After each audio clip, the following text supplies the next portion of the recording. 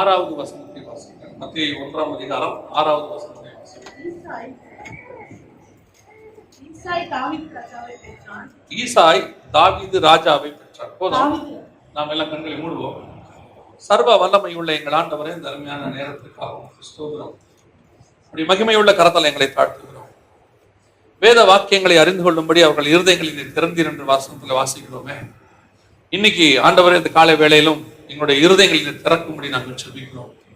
ஆண்டவரே, வசனத்துக்கு நீங்க திறந்தா மட்டும்தான் எங்களுக்குள்ள பூவும். ஆண்டவரே, மனுஷருடைய ஞானம், அறிவு, சாதுரியமான பேச்சு, பய வசனிப்பு எதுவும் பிரயோஜனப்படாத ஆண்டவரே, உம்முடைய கிருபை மட்டுமே எடுப்படும். ஆண்டவரே, இந்த காலை வேளையில வந்திருக்கிற எங்கள் ஒவ்வொருத்தரோடும் கத்த நீர் பேசுவீராக, இடைபடுவீராக, வசனத்தினால் இடைக்கட்டுவீராக. மகிமை வந்திருக்கிற ஒவ்வொருத்தரையும் மூடிக்கொள்ளட்டும். எங்கள் ஆண்டவர் இயேசுவின் நாமத்தில் பிதாவே, அல்லேலூயா. மத்தேயு சுவிசேஷம் 1ஆம் அதிகாரம் 6வது வசனத்துல ஈசாய் தாவீது ராஜாவை பெற்றான். கடந்த ஒரு வாரத்துல கோலியாத்தின் பட்டயம் அப்படின்னு சொல்லி யூத் மீட்டிங்ல ஒரு செய்தி எடுத்தோம். நம்ம சபையிலிருந்து நிறைய வாலிபர்கள் வந்திருந்தாங்க. அந்த செய்தியை எடுத்து முடிச்ச பிறகு அந்த செய்தியிலிருந்து ஆண்டவர் இன்னொரு டைமென்ஷன், இன்னொரு பகுதியை ஆண்டவர் காட்டி கொடுத்தார். அதுதான் நாம இன்னைக்கு காலை வேளையில பார்க்க போகிறோம். இந்த ஈசாய் தாவீது ராஜாவை பெற்றான் அப்படின்னு. பொதுவா இந்த மத்தேயு 1ஆம் அதிகாரத்தை நம்ம பல தடவை படிச்சிருப்போம். இந்த 1ஆம் அதிகாரத்துக்குள்ள நிறைய விஷயங்கள் இருக்கு. இந்த 1ஆம் அதிகாரத்தை மட்டுமே எனக்கு தெரிஞ்சு நம்ம தியானிக்கணும்னா ஒரு வருஷத்துக்கு தியானிக்கலாம். அவ்வளோ விஷயம் அதுள்ள இருக்கு. ஒவ்வொரு வசனத்துக்கு அவ்வளோ ஒரு மறைபொருள் இருக்கு. இன்னைக்கு நம்ம என்ன பார்க்க போறோம்னா, இந்த ஈசாய் தாவீது ராஜாவை பெற்றான் அப்படின்னு இருக்கு. சாதாரணமா படிச்சுட்டு போயிடுவோம். அதுக்கப்புறம் நீங்க எல்லாத்தையும் பாருங்க. தாவீது ராஜா உரியாவின் மனைவியா இருக்கிறதுக்கு சாலமோனை பெற்றான், சாலமோன் ரெகபெயாமை பெற்றான், இப்படிதான் இருக்கு. ஆனா இந்த தாவீது மட்டும்தான் பிறக்கும் போது ராஜா கிடையாது. தாவீது மட்டும்தான் பிறக்கும் போது ராஜா கிடையாது. அதுக்கப்புறம் பிறந்த எல்லாருமே ராஜாவா தான் பிறந்தாங்க.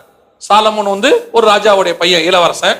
அதுக்கப்புறம் பிறக்கிறவர் ரெகபெயாமுடைய இளவரசன். அத்தனை பேருமே ராஜவம்சம், ராஜாக்களா தான் பிறக்கிறாங்க. ஆனா தாவீது மட்டும் பிறக்கும் போது ராஜாவாக பிறக்கவில்லை. தாவீது பிறக்கும் போது ஒரு ஆடு மேய்க்கிறவனாக ஒரு குடும்பத்துல கடைசி பிள்ளையாக பிறக்கிறார். ஆனா மத்தேயு சுவிசேஷம் சொல்லும் போது பர்டிகுலரா ஒரு வேர்டை யூஸ் பண்ணுது. ஈசாய் தாவீது ராஜாவை பெற்றான். ஆனா தாவீது சாலமோனை பெறும்போது சொல்லணும் இல்லையா, தாவீது ராஜா சாலமோன் ராஜாவை பெற்றான்னு. ஆனா அப்படி சொல்லல.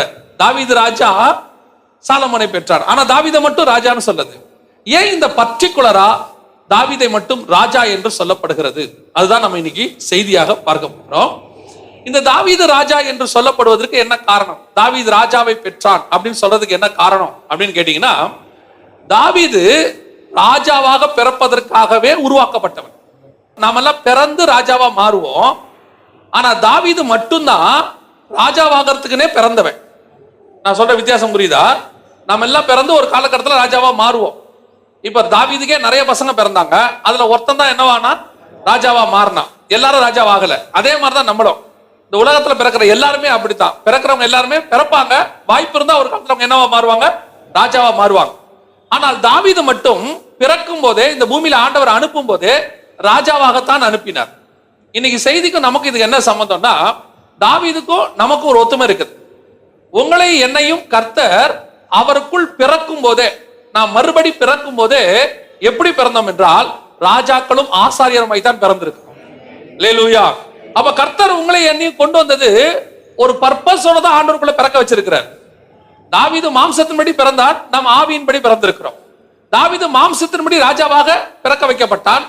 நீங்களும் நானும் ஆவியின்படி ராஜாவாக பிறக்க வைக்கப்பட்டோம்.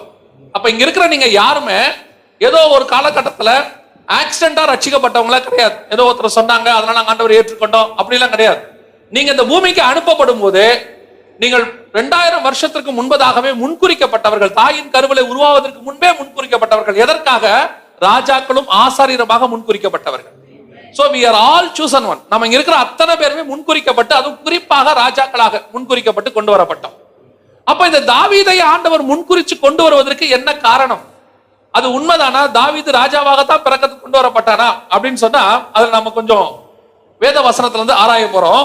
வாசிங்க. 1 சாமுவேலின் புஸ்தகம் 13ஆம் அதிகாரம் 1வது வசனத்தை வாசிங்க. 1 சாமுவேலின் புஸ்தகம் 13ஆம் அதிகாரம் 1வது வசனம். சவுல் ராஜ்யபாரம் பண்ணி 1 வருஷம் ஆயிற்று. நல்லா கவனிங்க. சவுல் ராஜ்யபாரம் பண்ணி 1 வருஷம் ஆயிற்று. அப்புறம் அவன் இஸ்ரவேலில் 2ஆம் வருஷம் அரசாண்ட போது, இஸ்ரவேலில் 2ஆம் வருஷம் அரசாண்ட போது, 2வது வருஷம் அவன் ஆட்சியை கண்டினியூ பண்ண ஆரம்பிக்கும் போது அவனுக்கு ஒரு பிரச்சனை வருது. யாருக்கு? சவுலுக்கு ஒரு பிரச்சனை வருது. என்ன பிரச்சனை வருது? நம்ம எல்லாருக்கும் தெரியும். சாமுவேல் வருவதற்கு முன்பதாக அவர் பலி செலுத்தி விடுகிறார். மதியீனமான காரியத்தை செய்தீர் என்று சாமுவேல் சொல்லுகிறார்.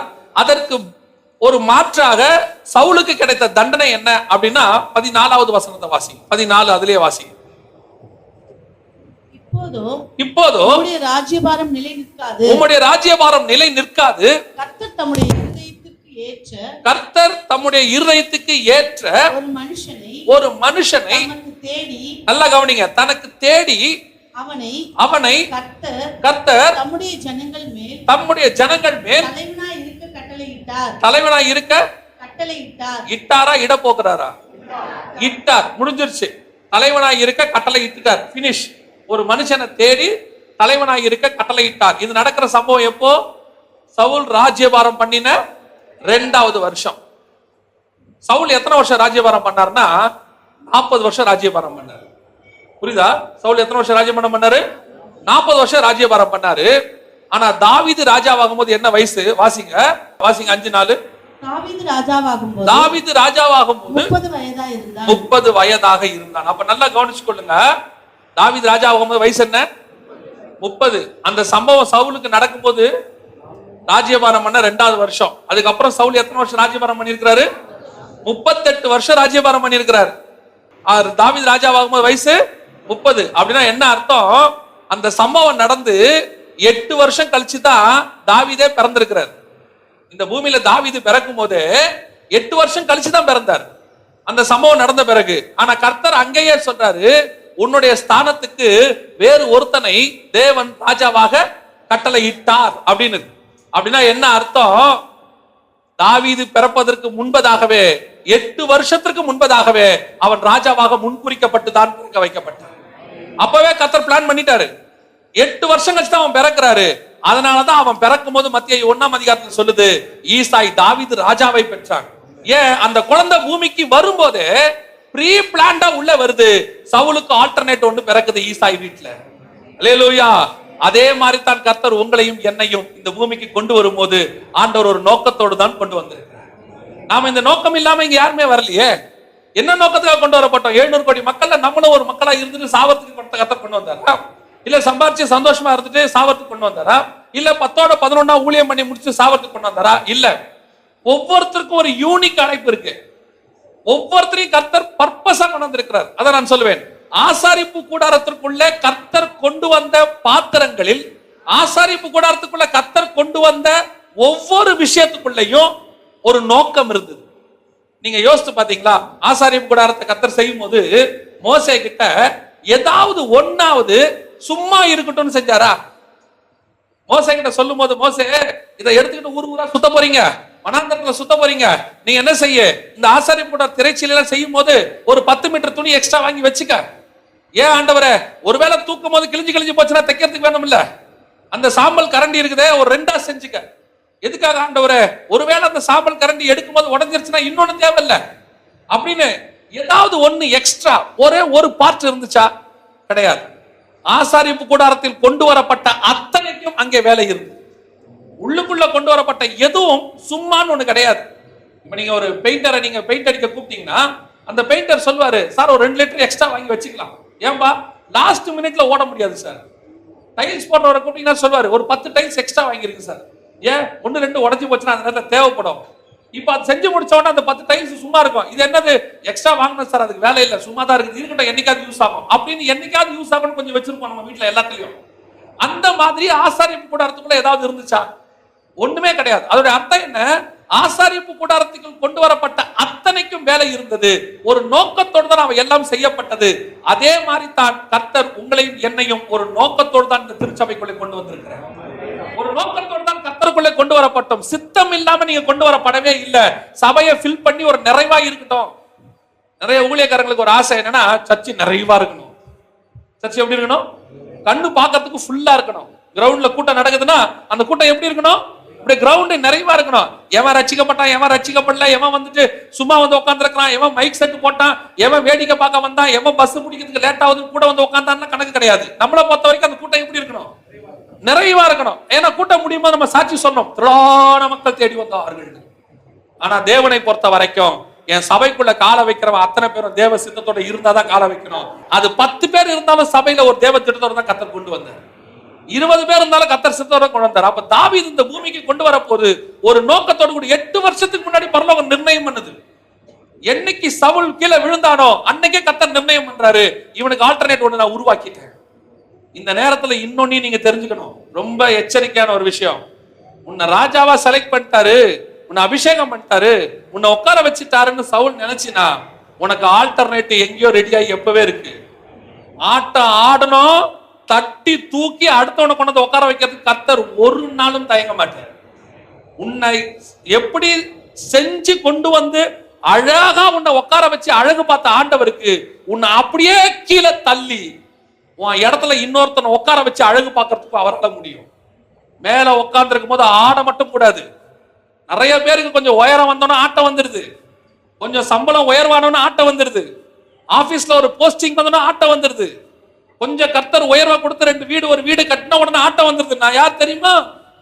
கொஞ்சம் படிப்புல நல்லா வந்தோன்னா ஒரு ஆட்டம் வருது, ஒரு பெருமை வருது, 2 கொம்பு வருது. நான் யார் தெரியுமா? என் குடும்பத்திலேயே நிறைய படிச்சவன், எங்க ஃபேமிலிலேயே நான் இன்னைக்கு ஆசீர்வாதமா இருக்கிறேன். கிருபை, கிருபை, நத்திங் பட் கிருபை. நீ நானும் பெரிய ஆளுங்கிறதுக்காக கர்த்தர் மேல கொண்டு உட்கார வைக்கல, கிருபையினால கர்த்தர் கொண்டு வந்து மேல உட்கார வச்சிருக்கிறார். நிறைய பேருக்கு ஊழியத்துல கொஞ்சம் உயர்வு வந்த உடனே மனசுல ஒரு பெரிய மமதை, அப்படியே நம்மள ஒரு 10 பேர் வந்து, அண்ணே உங்க பாட்டால தானே நான் ரட்சிக்கப்பட்டேன், பிரதர் உங்க செய்தியால தான் நான் ரட்சிக்கப்பட்டேன்னு உடனே கண்ணுல 2ல என்ன வருது? அப்படி தலைக்கு மேல கொம்பு வருது. நம்மளை போல உண்டா? என்ன மாதிரி பாட முடியுமா? எல்லாம் மாறுது, அத்தனையும் மாறுது. அப்புறம் வசதி வாய்ப்புகள்லாம் வேற. ஊழியத்தை ஆரம்பிக்கும் போது நம்ம என்ன சொல்றோம்? ஊழியம் கிடைச்சா போதும், எங்க வேணாலும் படுத்துக்கலாம், ஒரு பிரச்சனையும் இல்லை. ஆனா அப்புறம் என்ன சொல்றோம்? 5 ஸ்டார் ஹோட்டல்ல ரூம் போட்டாதான். உண்மைதான். சில ஆட்கள்லாம் அந்த வெளிநாட்டுக்கு போயிட்டு வரவங்க பார்த்துருக்கிறீங்களா? நான் என்ன வச்சே சொல்றேன், வெளிநாட்டுக்கு போகும்போது நம்மால இதே சென்னையில இதே தூசியில இதே டஸ்ட்ல ரோரமா டீ கடையில இருந்து போண்டா பஜ்ஜி தின்னவன் தான், எந்த மாற்று கருத்தும் இல்லை. இந்த ஒரு மாசம் ஒரு வருஷம் இந்த அமெரிக்காவுக்கோ இல்ல யூகேக்கோ இல்ல இந்த கல்ஃப் கண்ட்ரிஸ்க்கோ வேலைக்கு போயிட்டு அப்படி வந்தானா இறங்கும் போது கேட்பான், இன்னும் ஒரே டஸ்டா இருக்கு. ஏன்? இதுக்கு முன்னாடி நீங்க எங்க இருந்தீங்க? அவனுக்கு அதை பார்த்த உடனே அப்படி அப்படி அந்த அதே போண்டாவை திருப்பி நம்ம கொடுத்தோம்னா ஒரே ஆயிலா இருக்குதே. இதுக்கு முன்னாடி அது என்னவா இருந்துச்சு? ஃபாயில்ல சுத்தி வேற மாதிரி இருந்துச்சா? அது போயிட்டு வந்த உடனே நமக்குள்ள என்ன வருது? அந்த மக்களோட பார்க்கும் போது நீ இந்த மக்கள் தான்ப்பா, அவங்க அந்த மக்கள், அவங்க வேற, அவன் பறந்து வளர்ந்தது வேற. நம்ம டெம்பரவரியா போயிட்டு வந்திருக்கிறோம். ஒரு விதமான காரியம் வரும் நமக்குள்ளேயே, ஒரு என்ன இவங்க எல்லாம் இப்படி இருக்கிறாங்க. அவன் சொல்லுவான், சொல்றது நான் கேட்டிருக்கிறேன். அப்படி அமெரிக்கால ஒரு 10 வருஷம் இருந்துட்டு வந்தோடனே இந்த பிளாக் பீப்புள்ஸ் சாரே மதுரை கருப்பு தான். அதுல என்ன மாற்று கருத்துலாம் இல்ல. ஒரு அங்க போய் ஒரு 10 வருஷம் இருந்துட்டு வந்த உடனே நம்மளை பார்த்த உடனே எப்படி வருது? ஒரு ஏளனமா வருது, ஒரு கொம்பு ஒண்ணு வருது. அதுவும் அமெரிக்காவிலேயே யூகேலயே சிட்டிசன் வாங்கிட்டு கிரீன் கார்டு வாங்கிட்டு அந்த யூகே பாஸ்போர்ட் வாங்கின உடனே நமக்கு நம்மளை பார்த்த உடனே திஸ் இந்தியன் சார் அப்படிம்பா. சார் நீங்க எந்த நாட்டுக்கு போனாலும் இந்தியன் தான் சார், நீங்க சிட்டிசன்ஷிப் எந்த நாட்டுக்கு இந்தியன் தான், எந்த மாற்று கருத்தும் இல்லை. அந்த பெருமை வரக்கூடாது, படிப்பு பெருமை வரக்கூடாது, சம்பள பெருமை வரக்கூடாது. அதை விட மோசமான பெருமை ஒண்ணு இருக்கு. சபைக்குள்ள உட்காந்துட்டு அந்த பிசாசு ஒண்ணு உட்கார்ந்து இருக்கோம், ஜாதி பெருமை உள்ள பிசாசு. இது உட்காந்துட்டு சொல்லும், நான் யார் தெரியுமா? அங்கெல்லாம் ஒன்னும் உறுப்புல தான் கர்த்தர் ரட்சித்து கொண்டு வந்து இங்க உட்கார வச்சிருக்காரு. நம்மள ஏன் ஆண்டவர் உள்ள கொண்டு வந்திருக்கிறாரு? எதுக்குமே நம்ம அங்க என்ன பண்ணல, லைக் படல. இன்னைக்கு வந்தோன சவுலுக்கு ஆல்டர்னேட்டா யார கொண்டு வராரு? தாவீதை கொண்டு வராரு. ஒண்ணு மட்டும் மனசுல நல்லா வச்சுக்கணும், எப்பேற்பட்டவனா இருந்தாலும் சரி உனக்கு ஆல்டர்னேட்டுக்கு ஆண்டவர் பின்னாடி வச்சுக்கிட்டே இருக்கும். 6000 வருஷம் எக்ஸ்பீரியன்ஸ் இருக்குது ஆதாம் காலத்துல இருந்து. மனுஷனை பார்த்து பார்த்து பார்த்து அதான் சொல்லுவேன், ஆனானப்பட்ட அப்போஸ்தலனாகிய யூதாசுக்கே ஆல்டர்னேட் ரெடி பண்ணி இருந்தார் ஆண்டவர். யூதாசுக்கு பதிலா ஒரு பவுல் வரணும். நீ கொஞ்சம் ஏமாந்த உன் ஸ்தானத்துக்கு அடுத்த ஆளாண்டு கொண்டு. ஒவ்வொரு நாளும் கர்த்தருடைய காலை பிடிச்சிட்டு தான் ஓடணும். என்னைக்காவது அப்படி வீட்டுல பால்கனில நின்னுகிட்டு, இல்ல என்னைக்காவது அப்படியே வேலை ஸ்தலத்துல அந்த மேனேஜர் போஸ்டிங்ல, சிஇஓ போஸ்டிங்ல நின்னுகிட்டு, இல்லைன்னா என்னைக்காவது அப்படியே ஒரு இடத்துல அப்படி உடாவிக்கிட்டு, நான் கட்டிய மகா பாபிலோன்னு நினைச்சேன்னு வச்சுக்கோங்க, பெருமை வந்துச்சுன்னு வச்சுக்கோங்க, அந்த நிமிஷம் வசனம் சொல்லுது, வாயிலே அந்த வார்த்தை இருக்கும் பொழுதே பரலோகத்திலிருந்து ஒரு தூதன் இறங்கி அவனை கீழே தள்ளி. We must be very careful. நான் சொல்லுவேன், பாவத்தில் விழுந்தவனை விட பெருமையில் விழுந்தவனுக்கு தான் மீட்பு குறைவு. பாவத்துல விழுந்தவனோட கர்த்தர் தூக்கிறாரு, பெருமையில விழுந்தவனுக்கு எதிர்த்து நிற்கிறாரு பைபிள்ல. பெருமை உள்ளவனுக்கோ கர்த்தர் எதிர்த்து நிற்கிறார். சவுலுடைய வீழ்ச்சி அங்கதான் இருந்துச்சு. பெருமை, அவனுக்குள்ள ஒரு பெருமை இருந்துச்சு. நான் எல்லாரை விட உயரம். நான் சொல்லுவேன், சவுல் ராஜாவான விதம் இருக்குல்ல, ரொம்ப அற்புதமான ஒரு விஷயம். ஆண்டவர் ஒருத்தனை ராஜாவாக்குறாருன்னா சாதாரணமா ஆக்கலைங்க. தாவீதை ஏன் ராஜாவாக்குனார் ரெண்டாவது பார்ப்போம். முதல்ல ஏன் சவுல ராஜாவாக்குனார்? சவுலுகிட்ட ரெண்டு முக்கியமான விஷயம் இருந்துச்சு. ஒன்று வாசிங்க, 1 சாமுவேல் புஸ்தகம் 9ஆம் அதிகாரம் 3வது வசனத்தை வாசிங்க. சவுலின் தகப்பனாகிய கீசுடைய கழுதைகள் காணாமற் போயிற்று. ஆகையால் கீஸ் தன் குமாரனாகிய சவுலை நோக்கி, நீ வேலைக்காரர்கள் ஒருவனை கூட்டிக் கொண்டு கழுதைகளை தேட புறப்பட்டு போ என்றான். முதலாவதாக சவுலுக்கு இருந்ததான மிக முக்கியமான குணாதிசயம் என்ன தெரியுமா? அவன் தகப்பனுடைய வார்த்தைக்கு ரொம்ப கீழ்ப்படுகிறார். தகப்பனுடைய வார்த்தைக்கு ரொம்ப கீழ்ப்படுகிறார். அப்பா ஒரு வார்த்தையை சொன்னா வேலைக்காரனை கூட்டிட்டு ஊரா போவான். நீங்க அந்த ஒரு கழுதையை தேடி அவன் எத்தனை ஊர் போனான்னு அப்படியே அந்த அதிகாரத்தை படிச்சு பாருங்க. பல ஊர்களுக்கு போவான்னு இருக்கும், மலைகளை தாண்டி போவோம். அந்த மலையை தாண்டி இந்த ஊரை ஒரு கழுதையை தேடி போவோம், அந்த கழுதைகளை தேடி அவன் போவோம். சவுலுகிட்ட இருந்த ஒரு ரொம்ப நல்ல குணாதிசயம் ஒன்று கீழ்ப்படிதல். தகப்பனுடைய வார்த்தைக்கு கீழ்ப்படிதல். சவுலுடைய வீழ்ச்சிக்கு காரணம் என்ன தெரியுமா? கீழ்ப்படியம். ஒரு காலத்துல சவுலுக்கு தன் மாம்சத்தின்படி தகப்பனுக்கு இருந்த கீழ்ப்படுதலை பார்த்துதான் கர்த்தர் அவனை என்ன வாக்கினாரு? ராஜாவாக்கினாரு. ஒரு உலக பிரகாரமான தகப்பனுக்கு கீழ்ப்படிந்தே நீ இவ்வளவு பெரிய காரியத்தை செய்வாயானால், பரம தகப்பனுக்கு கீழ்ப்படிந்து நீ எப்பேற்பட்ட காரியத்தை செய்வாய்னு தான் கர்த்தர் அவனை கொண்டு உட்கார வச்சார். ஆனா சவுலுடைய வீழ்ச்சி என்ன தெரியுமா? சாமுவேல் அவங்கிட்ட சொன்ன குற்றம் என்ன தெரியுமா? வாசிங்க, 1 சாமுவேல் 13:13 வாசிங்க. 1 சாமுவேல் 13:13. சாமுவேல் சவுலை பார்த்து புத்தியீனமாய் செய்தீர், உம்முடைய தேவனாகிய கர்த்தர் விதித்த கட்டளையை கைக்கொள்ளாமல் போனீர். அதுதான் அவனுடைய வீழ்ச்சி. கர்த்தருடைய வார்த்தைக்கு அவன் என்ன பண்ணா?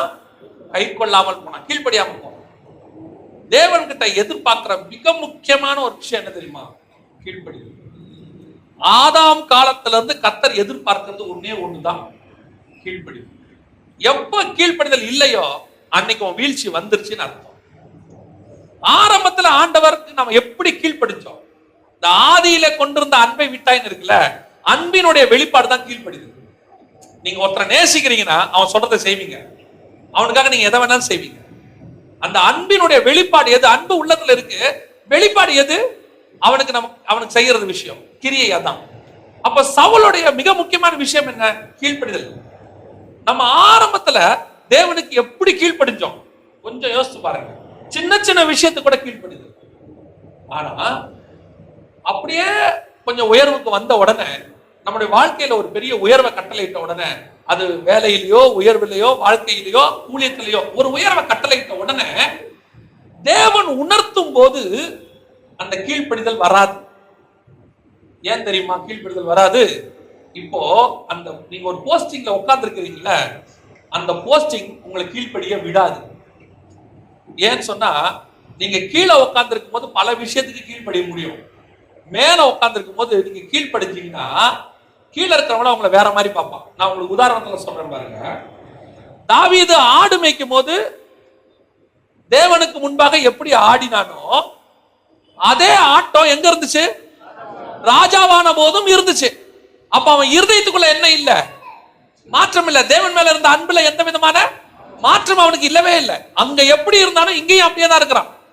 அப்ப என்ன ஆகும்? அங்க ஒருவேளை ஆண்டவர் சொல்றாருன்னு வச்சுக்கோங்க, ஊழியத்தின் ஆரம்ப பாதையில ஒரு 3 நாள் ஃபாஸ்டிங் போடு, உடனே நம்ம என்ன பண்ணுவோம்? 3 நாள் ஃபாஸ்டிங். 21 நாள் ஃபாஸ்டிங் போடு, உடனே என்ன பண்ணுவோம்? ஃபாஸ்டிங். இதுவே ஊழிய வளர்ந்து பிஸி ஆயிடுச்சு. இப்ப கர்த்தர் சொல்றாரு, ஒரு 21 நாள் ஃபாஸ்டிங் போடு. பிஸி மினிஸ்ட்ரி, ஜெபம் பண்றதுக்கே நேரம் இல்லை, பைபிள் வாசிக்க கூட நேரம் இல்லை. இப்போ அது சொன்னாரு, ரொம்ப நல்லா இருந்துச்சு, பைபிள் வாசிக்க கூட நேரம் இல்லைன்னா பாருங்களேன். நான் நினைச்சேன் கதை முடிஞ்சு, கதை முடிஞ்சு. ஏன் நீங்க சொல்லி பாருங்க, சாப்பிட கூட நேரம் இல்லைன்ட்டு தொடர்ந்து ஒரு 10 நாள் சாப்பிடாம இருங்க, என்ன ஆவீங்க? கதை முடிஞ்சு, சரீரம் முடிஞ்சிச்சு, வீக் ஆயிடும். அதே மாதிரிதான் நீ ஜெபம் பண்ணவும் நேரம் இல்லை, பைபிள் வாசிக்கவும் நேரம் இல்லைன்னு சொல்லி ஆவியானவர் உணர்த்துவார். அந்த உணர்த்துதலுக்கு ஒரு கீழ்ப்படிதல் வராது. சில நேரத்துல நம்ம வேலையில பிஸியா இருக்கும், தேவன் சொல்வாரு போய் ஜெபம் பண்ணுவார். அதான் நான் சொல்வேன், எலியா கிட்ட இருந்த அற்புதமான விஷயம் என்ன தெரியுமா? அவ்வளோ ஒரு பெரிய தீர்க்கதரிசி, ராஜாவே பார்த்து பயப்படுறாரு. எலியா என்ன செய்யணும்? நியாயமா? அவ்வளோ அவருக்கு ஸ்கூல் ஆஃப் ப்ராஃபட்ஸ் இருக்கிறாங்க, அவர்கிட்ட நிறைய சீஷர் இருக்கிறாங்க. அந்த நேரத்துல பார்த்து ஆண்டவர் சொன்னாரு, போய் கெரித் ஆற்றங்கரையில என்ன செய்ய? தங்கிரு. அங்க போய் கொஞ்ச நாள் தங்கிரு. நம்ம போக முடியுமா இன்னைக்கு? ஆண்டவர் சொன்னா இன்னைக்கு கீழ்ப்படிய முடியுமா? இன்னைக்கு ஆண்டவர் உங்களை பார்த்து சில காரியம் சொல்றாரு, இங்க போய் தங்கிரு, அங்க போய் தங்கிரு, ஒரு 3 நாள் ஜெபம் பண்ணு, அந்த காரியத்தை செய்ய முடியுமா? செய்ய முடியாது. ஏன் முடியாது? நான் இன்னைக்கு வேற ஒரு ஸ்ட்ரக்சர்ல இருக்கிறேன். ஏன்னா இப்ப நான் வளர்ந்துட்டேன், என்னை நம்பி சில இன்ஃப்ராஸ்ட்ரக்சர் இருக்குது, என்னை நம்பி கொஞ்சம் பேர் இருக்கிறாங்க, குடும்பம் இருக்குது, என்னை நம்பி வேலை இருக்குது, எனக்கு கீழே ஒரு 10 பேர் வேலை செய்யறாங்க. இதெல்லாம் விட்டுட்டு நான் எப்படி போக முடியும்? அதுதான் கீழ்ப்படியாமை. எவ்வளவு உயரத்துக்கு போய் நீ எவ்வளவு கமிட்மெண்ட்ல இருந்தாலும் கர்த்தருடைய வார்த்தை என்று ஒரு வரும்போது இது அத்தனையும் தூக்கி போட்டு விட்டு அந்த வார்த்தைக்கு கீழ்ப்படுகிறதற்கு பாருங்க, அந்த கீழ்ப்படிதலை தான் கர்த்தர் எதிர்பார்க்கிறார். இயேசு கிறிஸ்துவை விட பிஸியா நம்ம மினிஸ்ட்ரி பண்ணிடுவோமா? இயேசு கிறிஸ்துவோட பிஸியா மினிஸ்ட்ரி பண்ணிடுவோமா? இயேசு கிறிஸ்துக்கு ஒரு 3.5 வருஷம் தான் டைம்.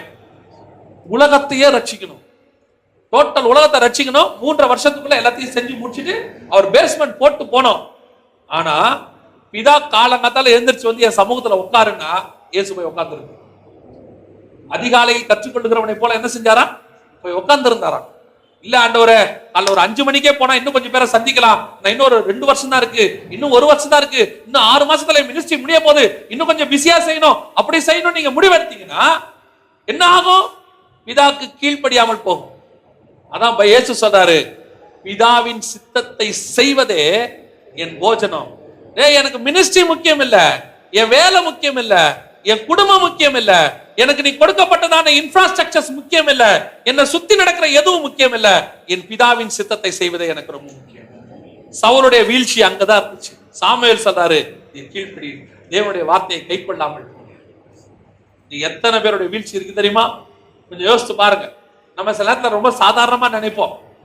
ஆண்டவர் சொல்வாரு போய் ஜெபம் பண்ணு அப்படின்னு. அந்த நேரம் பார்த்து யாராவது வந்து உங்களை கூப்பிடுவாங்க, கொஞ்சம் இங்க வரீங்களா, உங்களை கொஞ்சம் கிட்ட பேசணும், உங்ககிட்ட கொஞ்சம் பார்க்கணும், உங்ககிட்ட ஒரு ஆலோசனை கேட்கணும் அப்படின்னு. உடனே இப்ப ஜெபமா ஆலோசனை? அந்த நேரத்துல பிசா சொல்லுவான், ஆத்துமா அழியுது, உடனே நீ அங்க போ. எது முக்கியம்? நீங்க தேவ சமூகத்துல உட்காருங்க, அந்த ஆத்மாவை கர்த்தர் காப்பாற்றி கொள்வார்.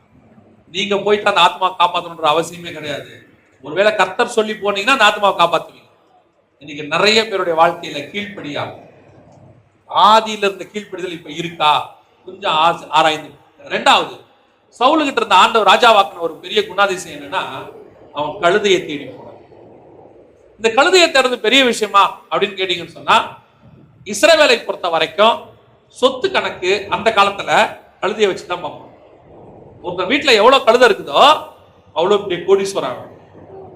பைபிள்லயே நீங்க வாசிச்சீங்கன்னா, யாத்ராகமத்தின் புஸ்தகம் 13ஆம் அதிகாரம் 13வது வசனத்தை வாசி.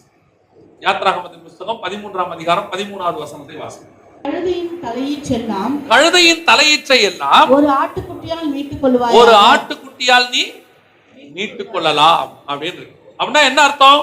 எல்லாத்துலயும் முதற் பேரானதை தலையீற்றை யாருக்கு கொடுத்துடணும்? கர்த்தருக்கு கொடுத்துடணும். அது ஆடு மாடு எதா இருந்தாலும் கொடுத்துடணும். ஃபர்ஸ்ட் பார்ன் ஆண்டவருக்கு.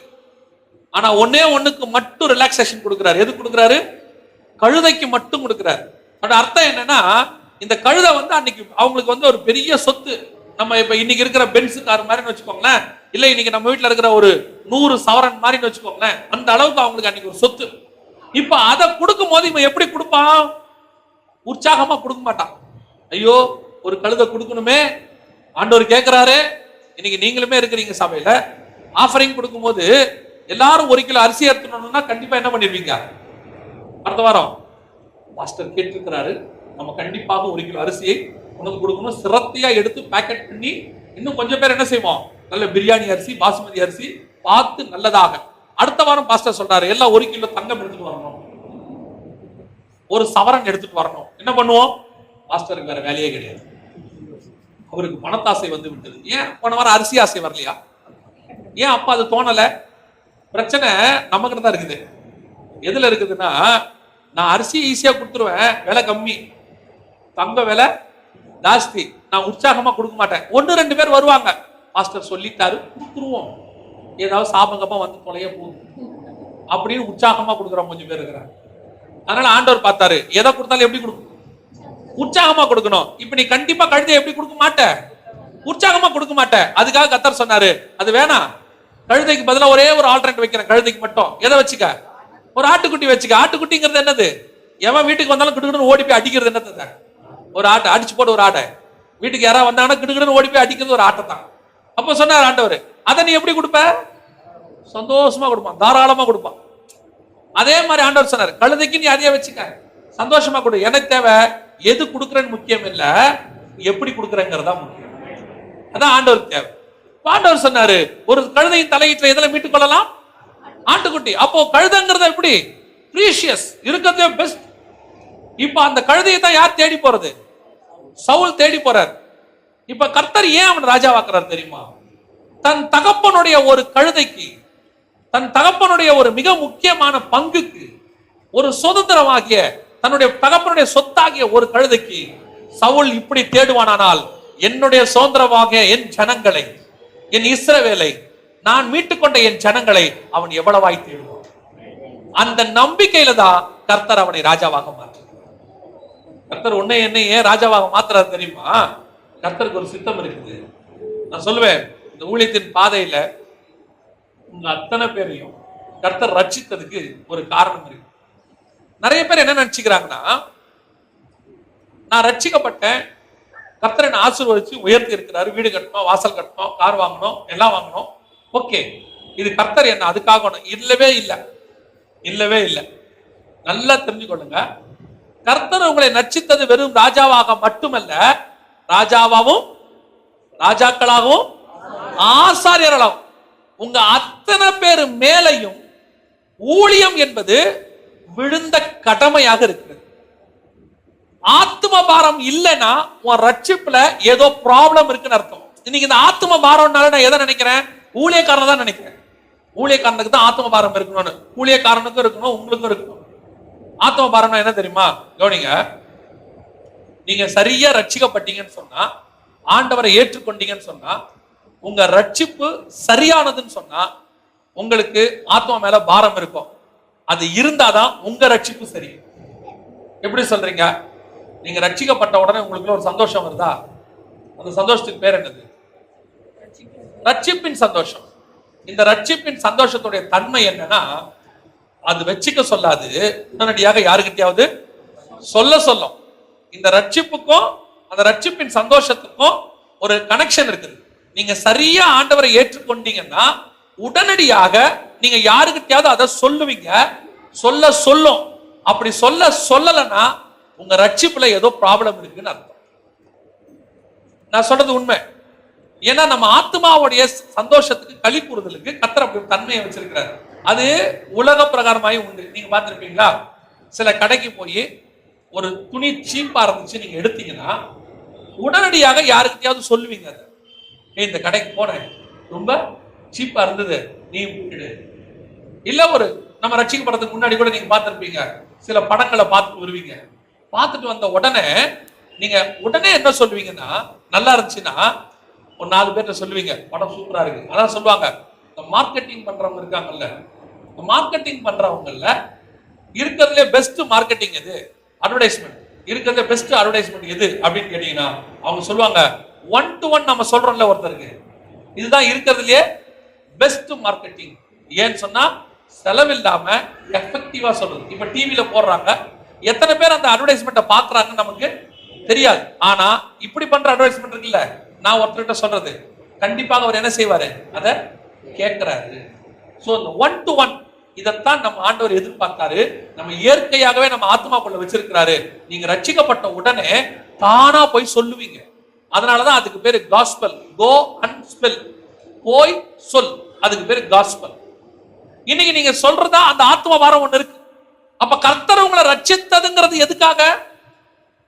நீங்க ஆண்டவருக்குள்ள வந்ததே எதற்காக? கர்த்தர் உங்களை ராஜாவா மாத்துறது எதுக்காக? ஆசாரிய வேலை செய்வதற்காக. ஒவ்வொரு விசுவாசியும் ஏதோ ஒரு வகையில தேவனுடைய ஊழியத்தை கண்டிப்பாக செய்யணும், உங்களால் இயன்ற அளவு. ஊழியம் என்பது உங்கள் மேல் விழுந்த கடமை. அது ஊழியக்காரனுக்கு மட்டுமல்ல, ஒவ்வொரு விசுவாசிக்கும் விழுந்த கடமை. அந்த கழுதையை தேடுறத, அந்த வேலை இருக்குல்ல, அது மஸ்ட். ஒவ்வொரு விசுவாசியும் ஒரு ஆத்மாவுக்கு ஏதாவது ஒரு வகையில ஊழியம். நிறைய பேரை நான் பார்த்திருக்கிறேன், இந்த மிஷனரி ஸ்தலத்துல சொல்லுவாங்க, போ அல்லது அனுப்பு அப்படின்னு சொல்லுவாங்க. அதோட அர்த்தம் என்னன்னா, ஒண்ணு நீ ஊழியத்துக்கு போ, இல்லைன்னா ஊழியத்துக்கு போறவங்களுக்கு அனுப்பு. ஏதாவது ஒரு வகையில ஊழியம் பண்ணணும், அது உங்க மேல் விழுந்த கடமை. இதுக்காக தான் கர்த்தர் நம்மளை என்னவா மாத்தி இருக்கிறாரு. ஏன் சவுல கர்த்தர் ராஜாவா மாத்தினார்னா, அவனுக்கு 2 குணாதிசயம் இருந்தது. ஒன்று, தன் தகப்பனுடைய வார்த்தைக்கு அவன் கீழ்ப்படுகிறவன். 2, அவன் எதை தேடுகிறவன்? கழுதையை தேடுகிறவன். ஏன் இப்ப ஆண்டவர் சவுல தள்ளினார்னா, முதலாவது அவன் தன் தேவனுடைய தகப்பனுடைய வார்த்தைக்கு கீழ்ப்படியாம போனான். 2வது, அவனுக்கு கழுதை மேல ஒரு ஆசை இருந்துச்சு இல்ல, தேடி போற ஆசை.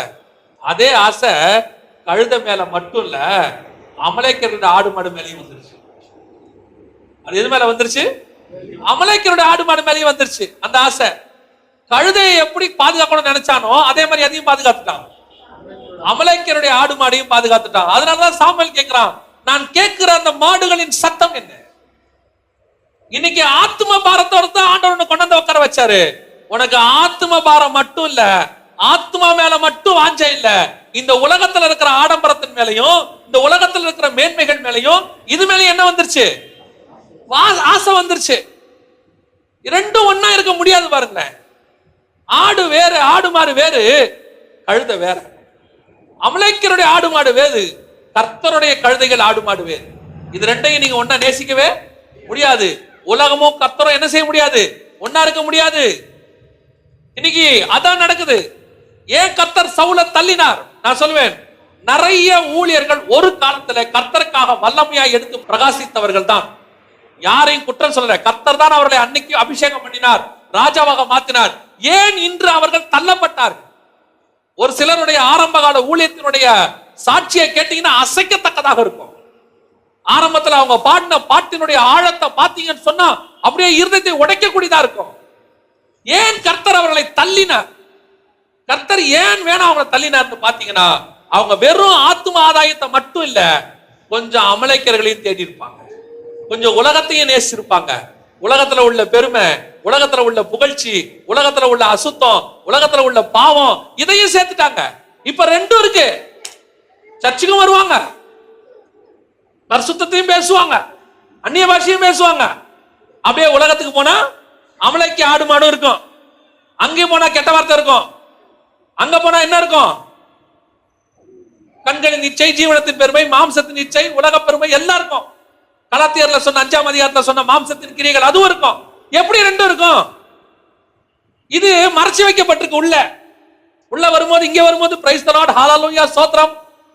நம்ம நினைப்போம், ஓ சவுல் ராஜாவாக இருக்கிறார், அவர்கிட்ட இருக்கிறதெல்லாம் கீசினுடைய கழுதைகள், எல்லாம் இஸ்ரவேலுக்குரியது. சாமுவேல் வந்து கேட்பான், ஏம்பா ஒரு அமலேக்கிய மாடு சத்தம் ஒண்ணு கேக்குதேப்பா, ஒண்ணு உலகத்தின் சத்தம் கொஞ்சம் கேட்டுக்கிட்டு இருக்குதுப்பா உனக்குள்ள, ஜாக்கிரதையா இருந்துக்க. ராஜாவா உட்கார வச்சிருக்கிறாருன்னு நினைச்சுக்கிட்டு நீ அமலேக்கிய ஆடையோ மாட்டையோ எடுத்து கொண்டு வந்து வச்ச, உன்னை தள்ளதே தெரியாம கர்த்தர் கீழே தள்ளிடுவார். உன்னை எப்ப தள்ளினார் உனக்கு எப்ப தெரியும் தெரியுமா? 38 வருஷம் கழிச்சு தெரியும். கொடுமையிலே பெரிய கொடுமை என்ன தெரியுமா? தேவன் உன்னை விட்டு போனது உனக்கு தெரியாம இருக்கிறதா இருக்கிறதுலே பெரிய கொடுமை. பரிசுத்த ஆவி இறங்கும் போது சிம்சோனுக்கு தெரிஞ்சிச்சு, ஆவியானவர் அவனை விட்டு போனது அவனுக்கு தெரியல. இருக்கிறதே கொடுமை அதான். சவுலுக்கு ராஜ்யபாரம் சாமுவேல் அபிஷேகம் பண்ணும் போது தெரிஞ்சிச்சு, ஆனா அசுத்த ஆவி அவனுக்குள்ள வந்தது அவனுக்கு தெரியவே இல்லை. ராஜாவானது அவனுக்கு தெரிஞ்சிச்சு, ஆனா தான் ராஜாவா தள்ளப்பட்டது அவனுக்கு தெரியவே இல்லை. அவன் 38 வருஷமா ராஜா உட்காந்துருக்கான். ஸ்டில் நான் தாங்க ராஜா. டேய், உன்னை தள்ளி 38 வருஷம் ஆச்சுரா. உன் ஊழிய உன்னை விட்டு போய் 10 வருஷம் ஆச்சு. கடைசியா முடிச்சுட்டு போய் கர்த்தருக்கு முன்பாக நிற்கும் போது ஆண்டவர் சொல்வாரு, உன்னை அறிய. ஆண்டவரே, நாங்கள் 38 வருஷமாக தீர்க்க தரிசனம் உரைத்தோம் அல்லவா? 38 வருஷமாக நாங்கள் பிசாசுகளை துரத்தினோம் அல்லவா? 38 வருஷமாக தசமபாகம் காணிக்கைகள் கொடுத்தோம் அல்லவா? 38 வருஷமா அந்நிய பாஷை பேசணும் அல்லவா? உன்னை எனக்கு தெரியாது. எப்ப தள்ளீர்? உன்னை தள்ளி எத்தனையோ வருஷம் ஆயிடுச்சு. காரணம், நீ அமலேக்கு ஆட்டை மாட்டையும் தேடி போனவன். அநேகருடைய வாழ்க்கை தான் நடக்குது. கர்த்தர் தான் நம்மளை ராஜாவாக மாத்தினார். கர்த்தர் தான் நம்மளை அபிஷேகம் பண்ணினார். கர்த்தர் தான் நம்மளை ஆசீர்வதித்தார். எந்த மாற்று கருத்தும் இல்லை. ஆனா இன்னும் கர்த்தருக்குள்ள உட்கார்ந்து இருக்கிறோமா, இல்ல தள்ள நிலையில இருக்கிறோமாங்கிறத அப்பப்ப டெஸ்ட் பண்ணிட்டே இருக்கணும். டெஸ்ட் பண்ணிட்டே இருக்கணும். எங்கிட்ட அமலேக்கு ஆடு இல்ல, எங்கிட்ட அமலேக்கரோட மாடு இல்ல, எல்லாத்தையும் போட்டுட்டேன், தள்ளிட்டேன்னு சொல்லிட்டே இருக்கணும். நம்ம நினைச்சுக்கிறோம் சாமுவேலுக்கு தெரியாது, அது ஒரு இடத்துல மறைச்சு வச்சிருக்கிறோன்னு. சாமுவேல் சொல்றான், என் காதுல கேட்டுச்சுப்பா. எலிசா சொல்றான் கேயாசிய பார்த்து, அந்த மனுஷன் இறங்கி உன் பக்கம் திரும்பினானே, அப்ப என் இருதயம் வரலையா? நீ எனக்கு தெரியாதுன்னு நினைச்சுத்தானே அவங்கிட்ட போய் என்ன வாங்கின? லஞ்சம் வாங்கின, காணிக்க வாங்கின, அவங்கிட்ட போய் எல்லாத்தையும் வாங்கின. நீ எப்போ வாங்கினியோ அப்பயே பரலோகத்துக்கு தெரியும்.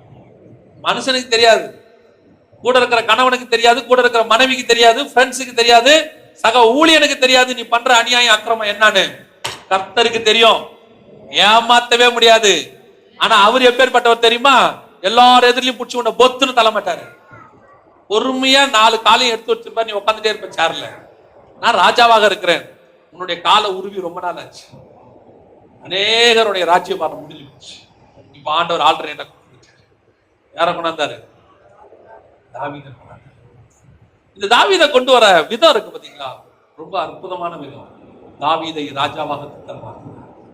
இப்ப தாவீதை கொண்டாடணும். எனக்கு அது ரொம்ப பிடிச்ச ஒரு விஷயம், ஒரு காரியம் ஆண்டவர் சொல்லி கொடுத்தாரு. ரொம்ப அற்புதமான ஒரு விஷயம் என்னன்னா, சவுல ராஜாவாக்கும் போது சவுலுக்கு ஒரு கெப்பாசிட்டி இருந்துச்சு.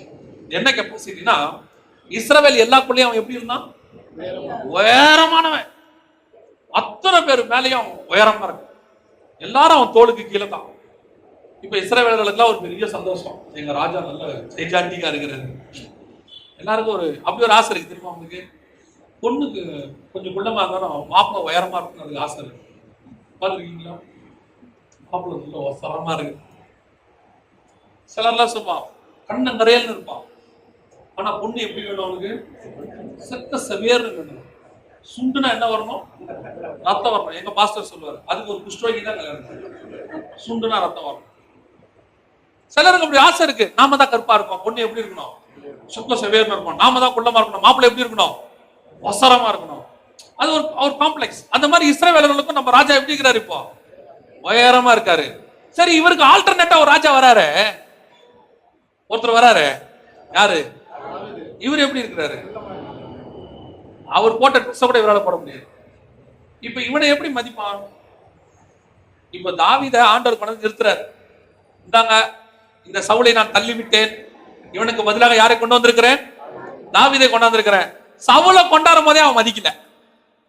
சவுலை கொண்டாடும் போதே ஒரு கூட்டம், பேலியாளின் கூட்டம் என்ன சொல்லிச்சான்? இவனா நமக்கு நம்ம ஆள போகிற ராஜா, போடா அப்படின்ட்டான். அவனோட குள்ளமா இருக்கிறவனே அவனை மதிக்கல. கடைசியில சவுல் சண்டை போட்டு நிரூபிக்க வேண்டி இருந்துச்சு, இல்ல நான் தான் பெஸ்ட் ராஜான்னு சொல்லி. அதுக்கப்புறம் தான் ப்ரூவ் ஆச்சு. இப்ப அவனையே மதிக்கலையே, இப்ப தாவீதை கொண்டு நிறுத்துறாரு. இவனை எப்படி மதிப்பான்? சின்ன பைய, இவனா கொண்டு ராஜாவாக நிக்க போறான் அப்படின்னு சொல்லி மதிக்க மாட்டான் ஒருத்தன் கூட. இப்ப கர்த்தர் அவனை ராஜாவாக்கின விதம் இருக்கு பாருங்க, அதான் ரொம்ப அற்புதமான விதம். இப்ப சவுலை விட ஜனங்க இவனை மதிக்கணும், சவுலே இவனை பார்த்து பிரமிக்கணும். அப்ப என்ன செய்யலாம்? இவனை ராஜாவாக்குவதுக்குன்னு பெலிஸ்தியர் நாட்டுல ஒருத்தனை வளர்த்துட்டு இருக்கிறாரு. அவர் ஒருத்தனை வளர்த்துக்கிட்டு இருக்கிறாரு. அவருடைய வேலையே இவங்கிட்ட சாவறதுதான். வேற எதுக்கும் கோலியாத்து பிரயோஜனம் கிடையாது. கோலியாத்தை நல்லா வளர்த்துனுக்கிறாரு. எதுக்கு வளர்க்கிறாரு? நல்லா. அவர் எத்தனை முழம் இருந்தாராம்? 6 முழம் 1 ஜான். நம்ம ஊர் கணக்குக்கு 9 அடி. யோசிச்சு பாருங்க. ஜைஜாண்டிக்கா வளர்றாரு.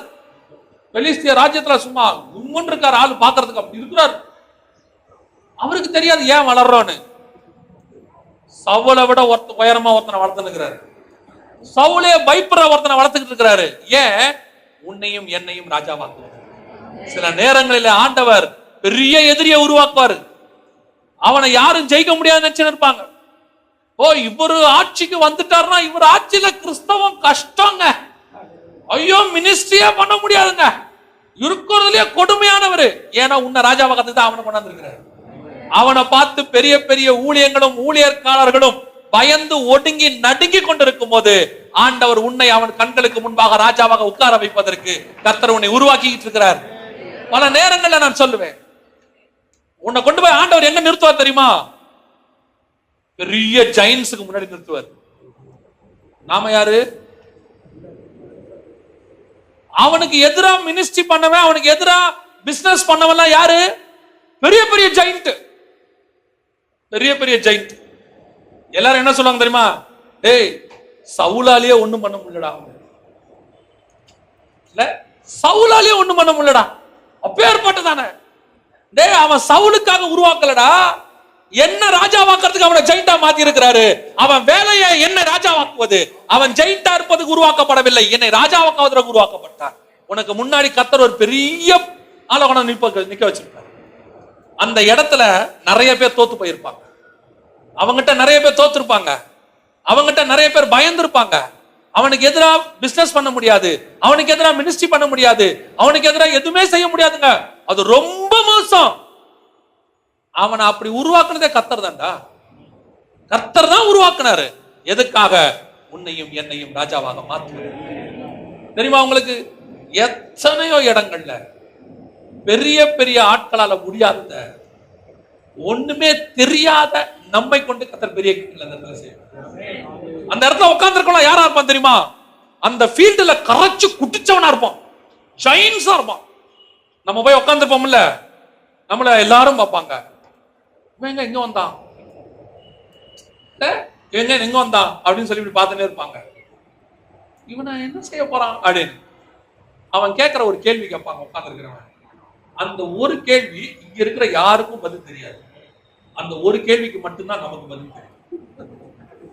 மத்த எந்த கேள்வி கேட்டாலும் நமக்கு தெரியாது, இவங்க எல்லாருக்கும் தெரியும். அந்த ஒரு கேள்வியை தான் கர்த்தர் கேட்க வைப்பாரு. ஏன்னா உன்னை ராஜாவாக்கிறது தான் அவனை கொண்டு அங்க உட்கார வச்சிருக்கிறாரு. இது நடக்கும், இது நடக்கும். மேல வந்து உட்கார்ந்து இருப்பாங்க, நமக்கு மேல ஆபீஸ்ல அப்படியே பெரிய ஆபீசர். அவரை பத்தி சொல்லுவாங்க, அவரு 3 years யூகேல இருந்தாரு, 2 years யூஎஸ்ல இருந்தாரு. அவர் யார் தெரியுமா அப்படின்னு பாரு. அவர் நம்ம கிட்ட உட்கார்ந்து நம்ம கிட்ட கேள்வி கேட்டு நம்ம அவருக்கு சொல்லி கொடுக்குற அளவுக்கு கர்த்தர் உயர்த்து. அது நடக்கும்.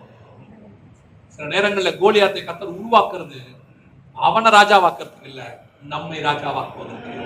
கோலியாத்தை உருவாக்குவதற்கு, சவுலை பயப்பட பண்ணுவதற்கு. சவுலை விட பெருசா தாவீதை கொண்டு உட்கார வைக்கணும்னா, சவுலை விட பெருசா ஒரு காரியம் நடக்கணும். இந்த தாவீதை சவுலோட பெருசா மாத்த வேண்டிய அவசியம் இல்லை. ஒரு கோலியாத்தை கொண்டு வந்தா போதும், நிமிஷத்துல சவுலை விட பெருசா கர்த்தருடைய மாற்றம். அல்லேலூயா. அதான் ஆண்டவர் செஞ்சிட்டு. இன்னைக்கு உங்களுக்கு முன்னாடி இருக்கிற ஜெயின்ஸை பார்த்து பயப்படாதீங்க, அதை பத்தி யோசிக்காதீங்க. அது எப்பேற்பட்ட ஆளா இருக்கட்டும், எப்பேற்பட்ட கம்பெனியா இருக்கட்டும், எப்பேற்பட்டதான ஒரு இடமா இருக்கட்டும். அதான் சொல்லுவேன், சில இடங்களுக்கு இன்டர்வியூ கூப்பிடுவாங்க. அந்த வெளிநாடு ஊழியத்துக்கு போறதுக்கு முன்னாடி எம்பசிக்கு கூப்பிடுவாங்க. அது UK embassy, US embassy, interview எல்லாத்துக்கும் இன்டர்வியூ போயிருக்கிறேன். சுவிட்சர்லாந்து எம்பசி எல்லாத்துக்கும் போவோம். இந்த எம்பசிக்கு போகும்போது மட்டும் மனசுல ஒன்று நினைப்பேன். ஏன்னா அங்க உட்கார்ந்து இருக்கிறதெல்லாம் ஃபாரினர்ஸ். அவங்க பேசுற இங்கிலீஷ்ல பாதி கூட நமக்கு வராது. அவங்க கேட்கிற கேள்வியே நம்ம 2 தடவை கேட்டா தான் நமக்கு புரியும், திருப்பி இன்னொரு தடவை கேட்டா தான் நமக்கு அந்த கேள்வி புரியும். ஆனா ஒண்ணு மட்டும் எனக்கு தெரியும், என்னை அந்த நாட்டுக்கு ஊழியத்துக்கு கொண்டு போக வேண்டும் என்று கர்த்தர் தீர்மானித்திருந்தார், அங்கே உட்கார்ந்து இருக்கிற எப்பேற்பட்ட கோலியாத்தையும் வீழ்த்துவதற்கு கர்த்தர் வல்லமையுள்ள தேவனாக. உன்னை உயர்த்தணும்னு கர்த்தர் முடிவு பண்ணிட்டாருன்னா எந்த ஜெயிண்டையும் முகம் குப்புற விழ வைப்பதற்கு அவர் வல்லமையுள்ளவராக இருக்கிறார். நீ ஒரு நாளும் அந்த ஜெயிண்ட, நான் சொல்வேன், அந்த ஜெயிண்ட அதுக்கு தான் ஆண்டவர் உருவாக்கி இருக்கிறார். இனிமேட்டு உங்களுக்கு தெரியணும், பெரிய பிரச்சனை வருதா, என்ன ராஜாவாக்கத்துக்கு ஒருத்தன் வந்துட்டான்னு அர்த்தம். உங்களுக்கு முன்னாடி ஒரு பெரிய பிரச்சனை வருதா, என்ன உயர்த்தறதுக்கு கர்த்தர் கொண்டு வந்து உட்கார வச்சுட்டாருன்னு அர்த்தம். அவனை பார்த்து நீங்க பயப்படக்கூடாது, சவுல் தான் பயப்படணும். பெரிய பெரிய ஆளுங்கெல்லாம் சொல்லுவாங்க, ஐயோ இந்த இடத்துல அது பண்ணவே முடியாதுங்க, அந்த இடத்துக்கு போகவே முடியாதுங்க, அது உள்ள போனா பெரிய பிரச்சனைங்க. ஆண்டவர் சொல்றார், நீ போ. ஏன்? இது வரைக்கும் அந்த சிச்சுவேஷனை உருவாக்குனதே உன்னை அனுப்புறதுக்கு தான். உன்னை தவிர வேற யாரும் அங்க போனா அது பிரச்சனை ஆயிரும், அவன் ராஜாவாயிருவான். உன்னை அனுப்புறதுக்கு தான் இவ்வளவு பெரிய ஜெயிண்ட உருவாக்கி வச்சேன். இப்ப ஆண்டவர் உன்னையும் என்னையும் ராஜாவாக மாற்ற போகிறார். தாவீது சும்மா ராஜாவாயிட்டாரா? சரி, இதெல்லாம் ஓகே தான். இந்த சவுலை ராஜாவாக்குவதற்கு கர்த்தர் சில காரியங்களை பார்த்தாரு. அதே மாதிரி இந்த தாவீதை ராஜாவாக்குவதற்கு கர்த்தர் என்ன பண்ணிருக்கிறாரு? சில காரியங்களை பார்த்தார்.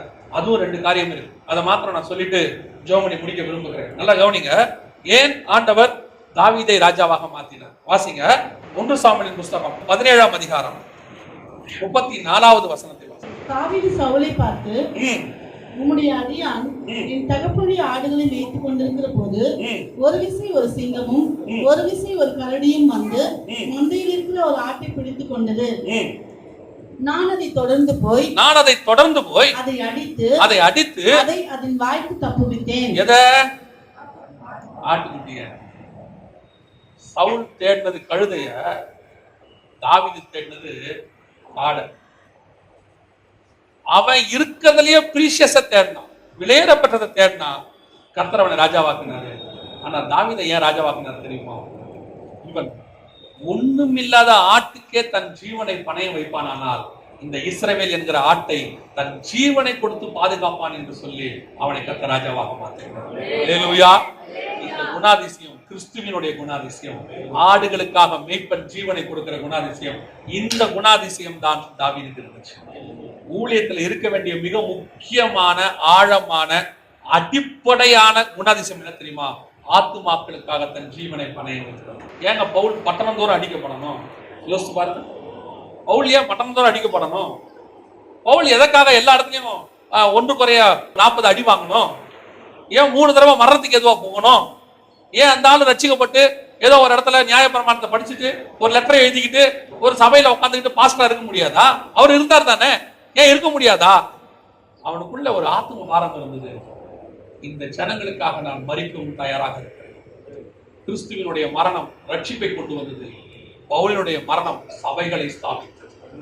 ஸ்தேவானின் மரணம் பரலோகத்தை எழுப்பி நிற்க பண்ணினது. அதே மாதிரி உன்னுடைய என்னுடைய மரணமும் கர்த்தருக்கு ஒரு பெரிய ஆதாயத்தை இந்த பூமியில உண்டாக்க வேண்டும். அவன் சொல்றான், அந்த ஆட்டுக்குட்டியை சிங்கத்தின் வாய்க்கு தப்புவித்தேன். அப்படின்னா என்ன அர்த்தம்? வாய்க்குள்ள கையை விட்டு ஆட்டை என்ன பண்ணிருக்கலாம்? மீட்டுக்காம இருக்கு. ஆடு ஒண்ணும் இல்லடா, ஒண்ணும் இல்லாத ஒரு ஆடு. ஒரு கழுதையை எதுல மீட்டுக் கொள்ளலாம்? ஆட்டுக்குட்டியால மீட்டுக் கொள்ளலாம். அவன் கழுதைக்கு போராடினவன், இவன் ஆட்டுக்குட்டியால போராடினவன். ஒரு சின்ன ஆத்மாவை கூட தவறிட கூடாதுங்கிற ஆத்ம பாரம் இருக்கும். இன்னைக்கு சபைகள்ல இந்த 2 விதமான ஆத்மா இருக்கும். கழுதையும் இருக்கும், ஆட்டுக்கிட்டையும் இருக்கும். கொஞ்சம் பெரிய கிராண்டான விலையேற பெற்ற பணக்கார ஆத்மாவும் இருக்கும், கழுதையும் இருக்கும். கொஞ்சம் ஒண்ணுமே இல்லாத கஷ்டப்படுற ஆட்டுக்குட்டியும் இருக்கு. இன்னைக்கு கழுதைக்காக தேடி போகிற சவுல்கள் நிறைய. அதுவே கொஞ்சம் பணக்காரங்க யாராவது ஒருத்தர், பாஸ்டர் கொஞ்சம் ஜெபம் பண்ண வாங்க அப்படின்னா உடனே வந்துட்டேன், இப்போ 10 நிமிஷம் 5 நிமிஷம். அதுவே கொஞ்சம் கஷ்டப்படுற விசுவாசி, கொஞ்சம் ஒண்ணுமில்லாத விசுவாசி போன் பண்ணி, பாஸ்டர் உடம்பு சரியில்லை, ஜெபம் பண்ணிக்கிறோம்.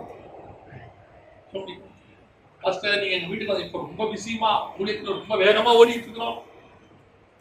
பணக்காரங்களை பார்க்கறதுக்கு நேரம் இருக்கு எவாஞ்சலிஸ்டுகளுக்கு, ஆனா யாரை பார்க்க நேரம் இல்ல? ஏழைகளை பார்க்க நேரம் இல்ல. யாக்கோபு புஸ்தகம் சொல்லுது, பணக்காரனுக்கும் ஏழைக்கு நீ வித்தியாசத்தை காட்டின கதை முடிஞ்சேங்குது.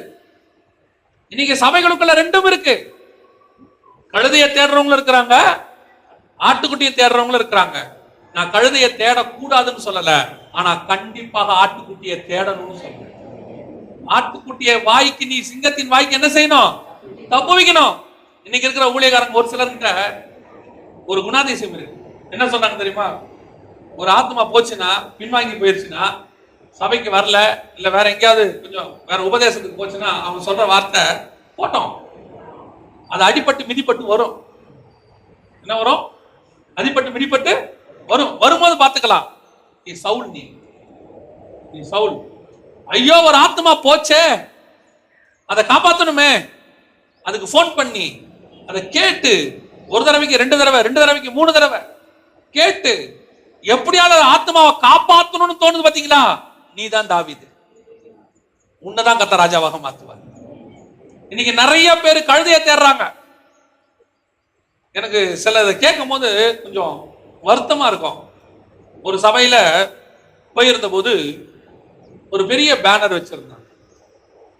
அந்த பேனர்ல அந்த ஆஃபரிங் கொடுத்தவங்களுடைய போட்டோ ஒட்டி இருந்தாங்க. ஒருத்தரும் இவ்வளவு ஆஃபரிங் கொடுத்தாங்க அப்படின்னு ஒரு போட்டோ ஒட்டி இருந்தாங்க. எனக்கு அதை பார்த்தோன்னு ரொம்ப மனசு கஷ்டமாயிருச்சு. அந்த ஊழியக்காரருக்கு கேட்டேன், இப்படி ஆஃபரிங் கொடுக்குறவங்களுடைய போட்டோ ஒட்டி இருக்கீங்களே, என்ன காரணம் அப்படின்னு கேட்டேன். அந்த ஊழியர் சொன்னாரு, விசுவாசிகளை உற்சாகப்படுத்துவதற்காக நாங்க அப்படி வச்சோம். அப்படி வச்சோம்னா அதை பார்க்கிறவங்க இவங்க கொடுத்துருக்காங்க, நம்மளும் கொடுக்கணும்னு உற்சாகம் வரும், அதனால வச்சோம். நான் கேட்டேன், கொடுக்க முடியாதவன் என்ன செய்வான்? அவனுக்கு மனசுல ஒரு குத்தம் இல்ல, ஐயோ என்னால என்ன கொடுக்க முடியலையே. அதுல டபுள் மடங்கு கொடுத்தவங்களுக்கு 2 போட்டோ, ட்ரிபிள் மடங்கு கொடுத்தவங்க 3 போட்டோ. ஒரு குறிப்பிட்ட அமௌண்ட் வச்சிருக்காங்க, ஒரு 5000 ரூபாய், 2000 ரூபாய். 2000 ரூபாய் கொடுத்தா 1 தடவை போட்டோ, 4000 ரூபாய் கொடுத்தா 2 போட்டோ, 6000 ரூபாய் கொடுத்தா 3 போட்டோ வச்சிருக்காங்க. இதை பார்த்த போது எனக்கு ரொம்ப வருத்தமாயிருச்சு. இடது கை கொடுக்கறது வலது கைக்கு தெரியக்கூடாதே, அது வசனத்துல இருக்குது. இது அதெல்லாமே விட இப்படி வச்சோம்னா அடுத்தவனுக்கு எப்படி இருக்கும்? அந்த இது கழுதை கொடுத்துரும், அது விளையாட பெற்றது, காசு நல்ல கிராண்டான விஷயம் கொடுக்க முடியாத ஒரு ஆட்டுக்குட்டி இருக்குது அங்க. அவனே தனக்கு உள்ளவற்றையில இருந்து ஒரு பணத்தை போடுறவன் வரானே, அவன் கையை பிடிச்சிட்டு அவன் பிள்ளை வருவானே, அவன் அதை பார்த்துட்டு கேட்பானே, அப்பா நம்ம போட்டோ வராதப்பா, உங்க போட்டோ வராதப்பா. நான் சொல்றேன், சபையில் கழுதைகளை கவனிக்கணும், வேணான்னு சொல்லல, அதை விட 2 மடங்கு ஆட்டுக்குட்டிகளை கவனிக்கணும். இங்க கஷ்டப்படுறவங்களுக்கு தான் சபை. அவனை தேடி போறதுக்கு தான் உங்களை எண்ணி வச்சிருக்கிறார். ஆத்மா விட்டு கொடுக்க கூடாது. தாவீது சொல்றான், என்கிட்ட இருக்க ஒரு குணாதிசயம், சவுலே அவன் கேட்கிறான், சவுல் கேட்கிறான் தாவீதை பார்த்து, உனக்கு என்னடா குவாலிஃபிகேஷன் இருக்கு? அவன் சவுல்கிட்ட சொல்றான், நீ கழுதையை தேடி போனவன், ஆனா நான் ஆட்டை தேடி போனவன். நீ உங்க அப்பாவுடைய கழுதையை தேடி போனவன், நான் எங்க அப்பாவுடைய ஆட்டை தேடி போனவன். ஆட்டை தேடுறவனை தான் கர்த்தர் ராஜாவாக மாற்றுவார்.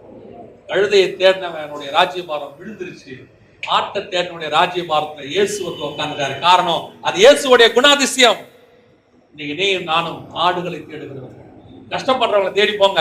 நான் எப்பவும் என்னுடைய மெசேஜ் அடிக்கடி சொன்ன வார்த்தை, இருக்கிற ஊழியக்காரங்கிட்டே கொட்டி கொடுக்காதீங்க. எத்தனை கஷ்டப்படுற ஊழியக்காரர் இருக்கா, எத்தனை கஷ்டப்படுற விசுவாசி இருக்கு. உன் பக்கத்திலேயே ஒரு விசுவாசி பையனுக்கு ஃபீஸ் கட்ட முடியாம இருக்கு, உன் பக்கத்திலேயே ஒரு விசுவாசி சாப்பாட்டுக்கு வழி இல்லாம ரேஷன் அரிசி வாங்கிட்டு இருக்குது. அதை பார்த்துட்டு ஜோம் பண்ணுவோம் சிஸ்டர், ஜோம் பண்ணுவோம் பிரதர்னு பில்டிங் ஃபண்டுக்கு எங்கேயாவது நீ 10,000 ரூபாய் அனுப்புனின்னு வச்சுக்கோ, அதனால பிரயோஜனமே கிடையாது. உன் பக்கத்துல இருக்கிற விசுவாசிக்கு முதல்ல ஒரு 5 கிலோ அரிசி வாங்கி கொடு. உன் பக்கத்துல இருக்கிற ஊழியக்காரனுக்கு முதல்ல ஒரு 5 கிலோ அரிசி வாங்கி கொடு. அவன் பிள்ளை படிக்கிறதுக்கு படிப்பு இல்லையா, அந்த ஆட்டுக்குட்டியை கவனிங்கயா, கழுத பழச்சுக்கோ. அவங்க வச்சிருக்கிறாங்க நல்லா. காட்டுக்குள்ள இருக்கிற மிஷினரிக்கு தான் அரிசி வேணும். இங்க இருக்கிறவங்க எல்லாம் சாப்பிட்டுட்டு பல்லு குத்தத்துக்கு குச்சி தேடுறவங்க, இவங்களுக்கு இப்ப தேவைப்படாது. நான் இவங்களுக்கு தேவை இல்லைன்னு இல்ல, அவங்களுக்கு ஆண்டவர் சிலரை வச்சிருப்பாரு. நீ உன் பக்கத்துல இருக்கிற விசுவாசியை தேடு, கஷ்டப்படுற ஊழியக்காரனை பார், தேடி பிடிச்சு அனுப்பு. அந்த ஆட்டுக்குட்டி தான் ரொம்ப முக்கியம். அதனாலதான் கர்த்தர் தாவீதை ராஜாவாக மாற்றினார். தாவீதுக்கு இன்னும் 2 குணாதிசயம் இருந்தது. அதை நான் மட்டும் வேகமா சொல்லிட்டு முடிக்கிறேன், நேரம் ஆயிடுச்சு. நான் வேகமா சொல்லிட்டு முடிக்கிறேன். முதலாவதாக தாவீதுக்கு இருந்ததான இன்னொரு குணாதிசயம் என்ன? வாசிங்க 1 சாமுவேல் 17:26 வாசிங்க. அப்பொழுது தாவீது தன் அண்டையிலே நிற்கிறவர்களை பார்த்து, இந்த பெலிஸ்தனை கொன்று இஸ்ரவேலுக்கு நேரிட்ட நிந்தையை நீக்குகிறவனுக்கு என்ன செய்யப்படும்? ஜீவனுள்ள தேவனுடைய சேனைகளை நிந்திக்கிறதுக்கு விருத்த சேதனம் இல்லாத இந்த பெலிஸ்தன் எம்மாத்திரம் என்றான். தாவீதுக்கு உன்னுடைய தேவன் மேல ஒரு வைராக்கியம், உன்னுடைய தேவனுடைய ஜனங்கள் மேல என்ன இருந்தது? ஒரு வைராக்கியம். இந்த வைராக்கியம் ரொம்ப ரொம்ப முக்கியம். ஊழியத்திலையும் ஆவிக்குரிய வாழ்க்கையில் என்ன இருக்கணும்? ஒரு வைராக்கியம் இருக்கணும். தாவீதுக்கு இருந்தது அன்னைக்கு மாம்ச வைராக்கியம். அதனால கோலியாத்திட்ட சண்டை போட்டான். இன்னைக்கு உங்களுக்கு எனக்கு இருக்க வேண்டியது ஆவிக்குரிய வைராக்கியம். இந்த வைராக்கியம் தான் பவுலுக்கு இருந்துச்சு. 17ஆம் அதிகாரம் அப்போஸ்தலர் நடபடிகள் 17ஆம் அதிகாரம் 16வது வசனம் வாசிங்க. அப்போஸ்தலர் 17:16. அத்தனை பட்டணத்தில் பவுல் அவர்களுக்காக காத்துக் கொண்டிருக்கையில் அந்த பட்டணம் விக்கிரகங்களால் நினைந்திருக்கிறதை கண்டு தன் ஆவியில் மிகுந்த வைராக்கியம் கொண்டு, இந்த வைராக்கியம் தான் உங்களுக்கு எனக்கு வரும். ஊழியத்துல இருக்க வேண்டிய மிக முக்கியமான விஷயம், ஆவிக்குரிய வாழ்க்கையில உனக்கு எனக்கு இருக்க வேண்டிய மிக முக்கியமான விஷயம் என்ன தெரியுமா? வைராக்கியம் வரணும், ஆவிக்குரிய வைராக்கியம் வரணும். பக்கத்து வீட்டுல பக்கத்துல பயங்கரமா சவுண்டா பாட்டு போடுறாங்க, சினிமா பாட்டோ வேற எந்த பாட்டோ போடுறாங்க. போட்ட உடனே ஆவியில ஒரு வைராக்கியம் வருதா? ஐயோ, என் தேவனால் உண்டாக்கப்பட்ட இந்த பூமியில என் தேவன் ரத்தம் சிந்தி சம்பாதிச்ச இந்த ஆத்துமாக்களுக்கு நடுவுல என் கர்த்தருக்கு பிரியமில்லாத காரியங்கள் எல்லாம் நிரம்பி இருக்கிறது அப்படின்னு ஒரு வைராக்கியம் வருதா? சபைகளுக்குள்ள அருவருப்பை பார்க்கும் போது ஒரு வைராக்கியம் வருதா? கிறிஸ்தவத்துக்குள்ள அருவருப்பான காரியங்கள் நடக்கும் போது ஒரு வைராக்கியம் வருதா? கிறிஸ்தவத்துக்குள்ள கள்ள உபதேசம் நுழையும் போது உனக்கு ஒரு வைராக்கியம் வருதா? கிறிஸ்தவத்துக்குள்ள பண ஆசை பிடிச்சவனும் பொருளாசை பிடிச்சவனும் ஜனங்களை மோசம் போக்கும் போது உனக்கு ஆவியில ஒரு வைராக்கியம் வருதா? வரலனா உன் ஆவியில ஏதோ பிரச்சனை இருக்குன்னு அர்த்தம். உனக்கு வரணும், ஸ்பிரிச்சுவலி வைராக்கியம் வரணும். 2008-7 கொஞ்சம் மேகசின் எழுதும் போது கொஞ்சம் காட்டமா தான் எழுதுவோம். இப்பவும் அப்படித்தான் பேசுவோம், எழுதும் போது அப்படித்தான் எழுதுவோம். அப்போ நான் மதிக்கிற ஒரு ஊழியர் இடத்துல வந்து சொன்னாரு, நீங்க எழுதுறதெல்லாம் நல்லா இருக்கு, ஆனா வேர்ட்ஸ் கொஞ்சம் கடினமா இருக்கு, அந்த கடினத்தை குறைச்சிக்குங்க, ரொம்ப நல்லா இருக்கும் அப்படின்னு சொன்னாரு. நான் அவருக்கு ஒரு பதிலும் சொல்லல, ஆனா நான் எழுதுற மாதிரி தான் எழுதிட்டு இருந்தேன். அவர் 2-3 தடவை சொன்னாரு, நீங்க இப்படி எழுதுறீங்களே, கொஞ்சம் கடினத்தை குறைச்சிக்கோங்க. விட்டுட்டேன். ஆனா நான் எழுதுறேன்.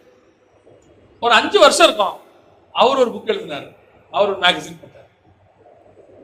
அந்த மேகசின்ல நான் 5 வருஷத்துக்கு முன்னாடி எவ்வளவு கடினமா எழுதணும் அதை விட கடினமா எழுதியிருந்தார். அவர் கூப்பிட்டு கேட்டேன், என்ன இப்படி எழுதிருக்கீங்க, இதுக்கு நான் பரவாயில்ல போலையே அப்படின்னு. அவர் சொன்னாரு, நடக்கிறத பார்த்தா கொதிக்குது, இவ்வளவு மோசமானவங்களா இருப்பாங்கன்னு. உங்களுக்கு இப்ப கொதிச்சிச்சு, எனக்கு 5 வருஷத்துக்கு முன்னாடி கொதிச்சிச்சு. அவ்வளவுதான். உங்களுக்கு கொதிக்கிறதுக்கு கொஞ்சம் லேட் ஆயிருக்கு, நீங்க சின்ன ஸ்டவ், நான் கொஞ்சம் பெரிய ஸ்டவ், எனக்கு அப்பயே கொதிச்சிச்சு. அவருக்கு ஏன் அப்ப வைராக்கியம் வந்துச்சுன்னா, திடீர்னு ஒருத்தர் எழும்பி சபை ஆரம்பிச்சு சாப்பாடு போட்டு எல்லாரையும் கூட்டிட்டு போயிட்டாரு. இவர் சர்ச்சில் இருந்து கொஞ்சம் பேர் போயிட்டாங்க. அப்பதான் அவருக்கு என்ன பண்ணுச்சு, கொதிச்சிச்சு. எனக்கு அது ஆரம்பிக்கும் போதே கொதிச்சிச்சு, இது தப்பு நடக்குது. இப்படி கொதிக்கிறது ஆவியில வரக்கூடியதான ஒரு வைராக்கியம். அதனால மாம்சத்துல கெட்ட வார்த்தை பேசி திட்டி அதெல்லாம் இல்ல. ஐயோ, சபைகளுக்குள்ள இப்படி நடக்குது, கொள்ளை பொருள் ஆத்மா போகுது, ஒருத்த வந்து சபையை கல்லர் கூடாரமா மாத்துறானே, சினிமாக்கார மாதிரி ஆட வைக்கிறானே, அடுத்த தலைமுறையில வைராக்கியம் உள்ள ஊழியக்காரன் நிக்க வேண்டிய வாலிப சகோதரனும் சகோதரியும் இன்னைக்கு சினிமாக்காரி மாதிரி டான்ஸ் ஆடிக்கிட்டு அதை ஆடிட்டு திரியுதேன்னு சொல்லி ஒரு வைராக்கியம் அதுதான் வருது. இன்னைக்கு விட்டுட்டாங்க, ஆரம்பத்துல விட்டாங்க ஆடுறதுக்கு. சபைக்குள்ள இனோவேட்டிவான விஷயங்களை அலோ பண்றது இல்ல, சபைக்குள்ள வந்துட்டு புதுமையை புகுத்த விடுறது இல்ல. இந்த மாதிரி பழமைவாதிகள் பேசினாங்க. இன்னைக்கு அவனே தான் எழுதியிருக்கிறான், ஐயோ அன்னைக்கு நாம தப்பு பண்ணிட்டோம், இது ரொம்ப மோசமா போகுது, இன்னைக்கு ரொம்ப மோசமாகும் போது உனக்கு அலாரம் அடிக்குது. எனக்கு மோசமா ஆரம்பிக்கும் போதே அலாரம் அடிச்சிச்சு. இப்ப தெரியுது, அன்னைக்கு ஆதரவு தெரிவிச்சவனா இன்னைக்கு எழுதுறான், இது ரொம்ப மோசமா சினிமாக்கார மாதிரி ஆடுறாங்க, ரொம்ப மோசமா சினிமாக்கார மாதிரி பாடுறாங்க, இதெல்லாம் சினிமால யூஸ் பண்ற வார்த்தை, ஐயோ சபைக்குள்ள இது வரக்கூடாதுன்னு இப்ப அறிவு வருது. இந்த அறிவு 5 வருஷத்துக்கு முன்னாடி வந்திருக்கு. இந்த வைராக்கியம் தான் உனக்கு எனக்கு வரணும். சபைகளுக்குள்ள அருவருப்புகள் நுழையும் போது, உன் வீட்டுக்குள்ள அருவருப்பு நுழையும் போது, உன் ஏரியாக்குள்ள அருவருப்பு நுழையும் போது உன் ஆவில என்ன வரணும்? ஒரு வைராக்கியம் வரணும். ஐயோ எனக்குள்ள வருதே, என் சபைக்குள்ள வருதே. இந்த வைராக்கியம் தான் யாருக்கு வந்துச்சு? தாவீதுக்கு வந்துச்சு. இந்த வைராக்கியம் தான் ஒரு நாள் உன்னை ராஜாவாகும். கிறிஸ்துவுக்கு என்ற ஆவிக்குரிய வைராக்கியம், மாம்சத்துல இல்ல. ஒரு சகோதரன் என்கிட்ட சொன்னான், இதெல்லாம் பார்த்தா எனக்கு என்ன தோணுதுன்னா, பேசாம இறங்கி எல்லாரையும் சாத்திடலாம் போல தோணுது. அது அவனுக்கு மாம்சத்துல வந்ததான ஒரு வைராக்கியம். அவன் செய்ய போறது இல்ல, ஆனா ஒரு வைராக்கியம், இறங்கி எடுத்து சாத்திடுவோமா அப்படின்னு. நான் சொல்றேன், ஆவிக்குரிய வைராக்கியம் வரணும். இதுக்கான ஒரு காரியம் உனக்குள்ள வெளிப்படணும். அந்த வைராக்கியத்தை கர்த்தர் கனப்படுத்துவார். அந்த பவுலுக்குள்ள இருந்த வைராக்கியம், அத்தனை பட்டணத்தை பார்த்தபோது அவனுக்கு வந்த வைராக்கியம், பவுல் எல்லாரை பார்க்க பெரிய அப்போஸ்தலனாக மாற்றினார். இரண்டாவது கடைசி காரியம் சொல்லி முடிக்கிறேன். தாவீதுக்கு இருந்த அடுத்த காரியம் என்ன? வாசிங்க 1 சாமுவேல் புத்தகம் 17ஆம் அதிகாரம் 45வது வசனத்தை வாசிங்க. 1 சாமுவேல் 17:45. அதற்கு தாவீது பெலிஸ்தனை நோக்கி, நீ பட்டயத்தோடும் ஈட்டியோடும் கேடகத்தோடும் என்னிடத்தில் வருகிறாய். நீ பட்டயத்தோடும் ஈட்டியோடும் கேடகத்தோடும் என்னிடத்தில் வருகிறாய். நானும் நீ நிந்தித்த இஸ்ரவேலுடைய ராணுவங்களின் தேவனாகிய கர்த்தரின் நாமத்திலே உன்னிடத்தில் வருகிறேன். யார் நாமத்துல? சேனைகளின் கர்த்தருடைய நாமம். பழைய ஏற்பாட்டுல கர்த்தருடைய நாமம் என்ன? சேனைகளின் கர்த்தருங்கிறது அவரு காட் ஆஃப் ஆர்மி. அது ஸ்தானம். கர்த்தருடைய நாமம் என்ன? பழைய ஏற்பாட்டுல அந்த நாமம் மறைக்கப்பட்டிருந்தது. யார் கேட்டாலும் என்ன சொல்லுவாங்க? ஆண்டவர் யாருக்கு கேட்டாலும் ஆண்டவர் என்ன சொல்லுவாரு? அதையே நீ கேட்பானு. 3ஆம் அதிகார யாத்திராங்கமத்துல கேட்கிறாரு. மோசே கேட்கும் போது அவன் சொல்றாரு, நான் இருக்கிறவராகவே இருக்கிறேன். அவ்வளவுதான். இந்த நாமம் இருக்குது, இயேசுங்கிற நாமம் இருக்குது. இந்த நாமம் பழைய ஏற்பாடு ஃபுல்லா மறைக்கப்பட்ட நாமம். பழைய ஏற்பாடு ஃபுல்லா மறைக்கப்பட்ட நாமம். இந்த நாமத்துல வர்றேன்னு சொன்ன பழைய ஏற்பாட்டு ஒரே பரிசுத்தவன் யாருன்னா தாவீது மட்டும். அவனுக்குள் ஒரு வெளிப்பாடு இருந்தது. எப்பேற்பட்ட ஜெயத்தையும் ஜெயிக்கிற நாமம் ஒன்று இருக்கிறது. அந்த நாமம் இன்னும் எனக்கு வெளிப்படல. ஆனா அந்த நாமத்தில், அந்த வெளிப்படாத ஒரு நாமம் இருக்குல்ல, அந்த நாமத்துல நான் உங்ககிட்ட வரேன். பாருங்க, அவன் கூழாங்கல்ல நம்பல. நான் சிங்கத்தை கரடியை ஜெயிச்சனே அதை நம்பல. நான் சொல்றது புரியுதா? அவன் சிங்கத்தையும் கரடி என்ன பண்ணிருக்கிறான்? ஜெயிச்சிருக்கிறான். அதை நம்பல.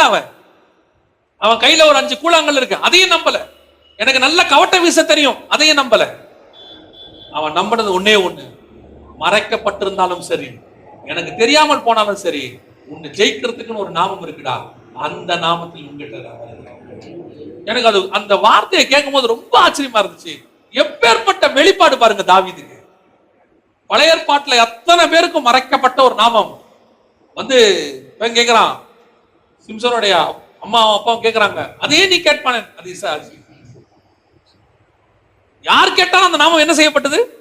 மறைக்கப்பட்டது. தாவீதுக்கு அந்த நாமம் வெளிப்பட்டது. அதனாலதான் அவன் சொல்றான், அந்த நாமத்துல நான் உங்ககிட்ட வரேன். நான் உங்களுக்கு சொல்றேன், எப்பேற்பட்ட பிரச்சனை, எப்பேற்பட்ட காரியம், நீங்க நம்ப வேண்டியது உங்க சுய டேலண்டை. நிறைய பேர் டேலண்ட நம்புவாங்க.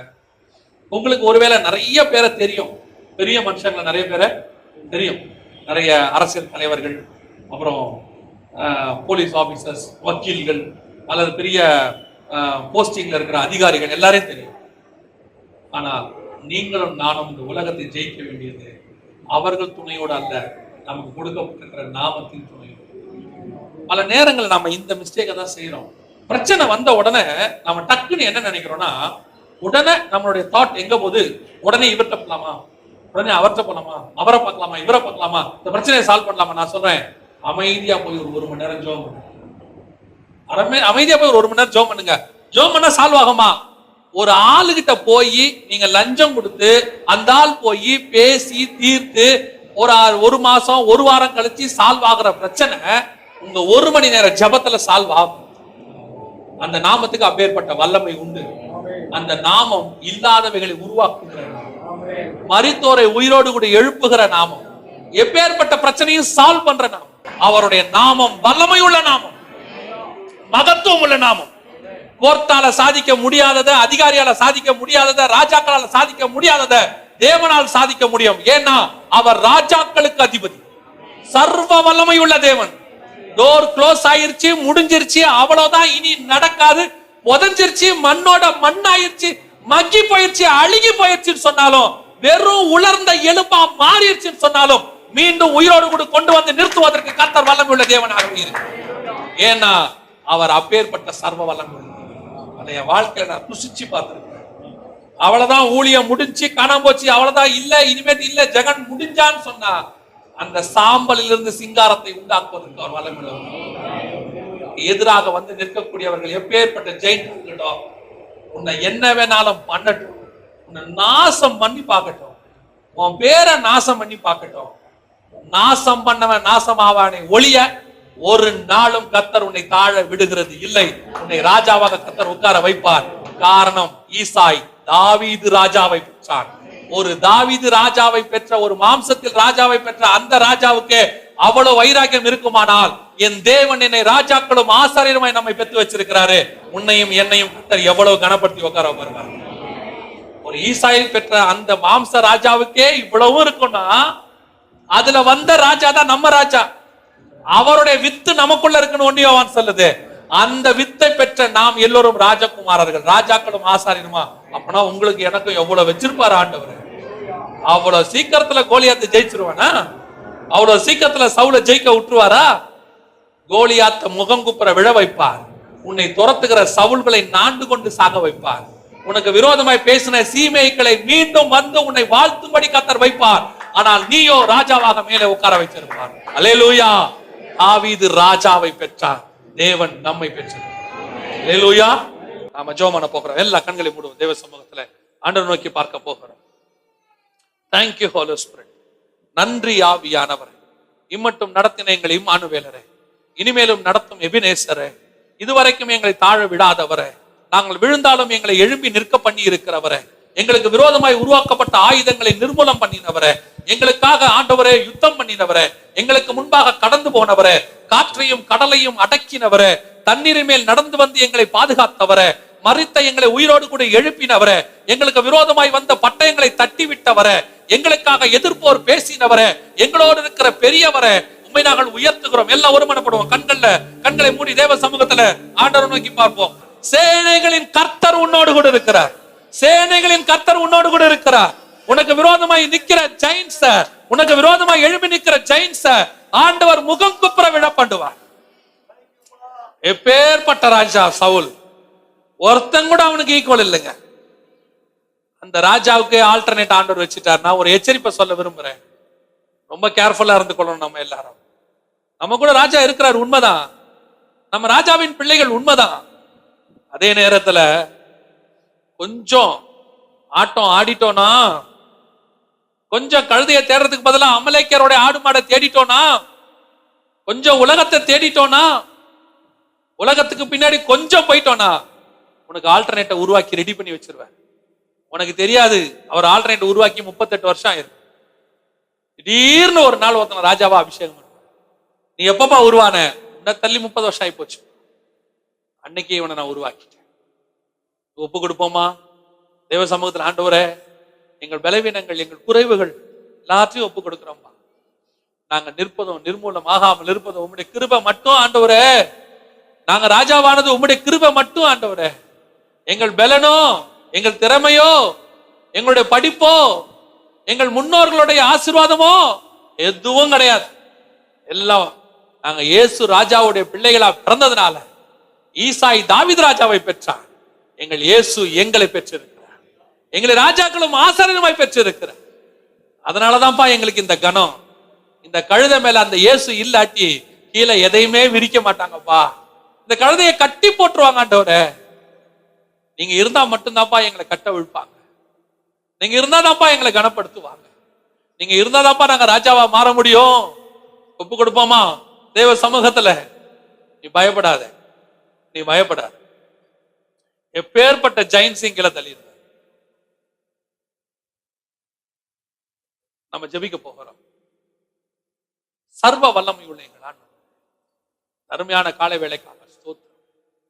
சர்வ வல்லமை உள்ள தேவனுடைய மகத்துவங்கள், வார்த்தையினுடைய மகத்துவங்கள், ஆழங்கள், எங்களை உருவாக்குகிற உடைய வசனங்கள், எங்களை ராஜாவாக்கக்கூடியதான உடைய நாமம் எல்லாவற்றையும் நீர் எங்கள் மத்தியில வைத்திருக்கிறதுக்காக உமக்கு நன்றி. இங்க வந்திருக்கிற அத்தனை பேருக்கும் ஒரு பர்பஸ் உண்டான ஒரு நோக்கத்தோட தான் நீங்க கொண்டு வந்திருக்கீங்க.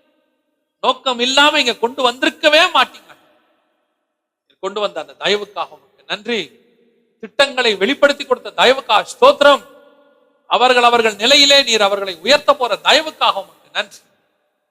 அவருடைய ஆவிக்குரிய வாழ்க்கையில அவர்கள் செய்ய வேண்டிய ஊழியத்தினுடைய பகுதியை அத்தனை பேரும் நிறைவேற்றி முடிச்சு உண்மை வந்து சந்திக்க கிருபை பாராட்டு. இந்த சபைக்காக உமக்கு ஸ்தோத்திரம். ஊழியருக்காக இங்க இருக்கிற விசுவாசிகள் அத்தனை பேருக்காக ஸ்தோத்திரம். மகத்துவம் உள்ள கரத்துல தாழ்த்துகிற கர்த்தர் ஆசீர்வதி வழி நடத்தும் இயேசுவின் நாமத்தில் பிதாவே.